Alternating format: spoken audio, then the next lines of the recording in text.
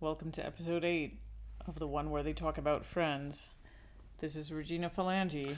And this is Ken Adams. Today we're going to talk about episode 8 of Friends. Episode 8, season 1. The one where Nana dies twice, which is a philosophical look at death and Sweet and Low. Is it a philosophical look at death? Okay. There's a part in the apartment where they or at the cafe where they wax philosophical about death, and They wax? they become philosophical and talk about death. And Joey, what do you think of death? Oh, I think when you die you're worm food, it's the end. Oh, that, yeah, okay. They got a little philosophical about death after Nana died twice. Yes, Friends can even make death funny. Yeah, I thought this was a nice episode. I have to say, it's amazing how much storyline they... Like, it was the complete opposite of the previous episode, where basically nothing happened for 20 minutes. And here, they seem to have squeezed the plot of a 50 to 60 minute episode into 20 minutes. It's like, it starts with, Rachel getting a call from Paolo, and then they find out that their grandmother, that Ross's and Monica's grandmother, is in the hospital. Then you see them at the hospital. Then she dies. And she dies again. Then she dies again. Then they get, they clean out, they collect her, they get clothes for her for the funeral. And there's like an elaborate scene. And then there's then they are at the actual funeral, which is surprisingly an outside scene, it seems. It could have also been a studio, but it looks outside, which is surprising for such a young TV show, like in the first season, because those are usually more expensive. But yeah, then you see them outside, and then you see them at the wake.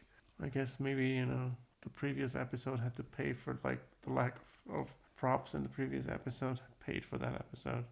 But it was pretty nice. And the Sweet and Low bit I found it very endearing when he finds the Sweet and Low in the apartment. Yes, that was very nice. The other subplot being, does Chandler seem gay? This is another one of those things where you think, wow, doubt they'd be having anything like this in a sitcom nowadays. But it was, I guess, 1995 at this point.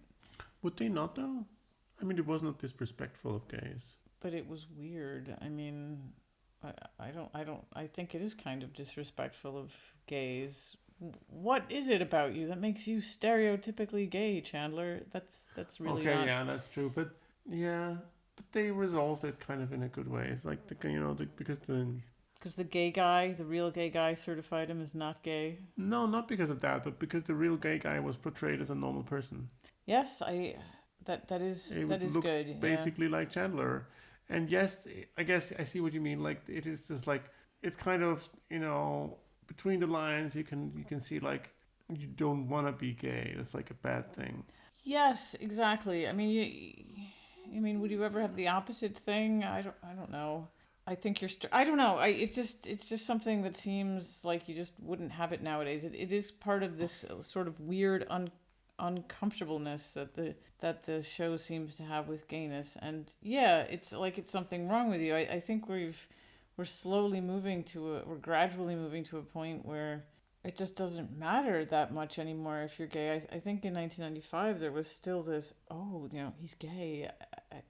I think we're finally getting away from that, where it's not front and center for every person. And if a person is gay, well, they're gay first and foremost. No, I think we're getting to the point maybe where a person is a person, and then they might happen to be gay, or they might happen to be straight, or they might happen to be whatever.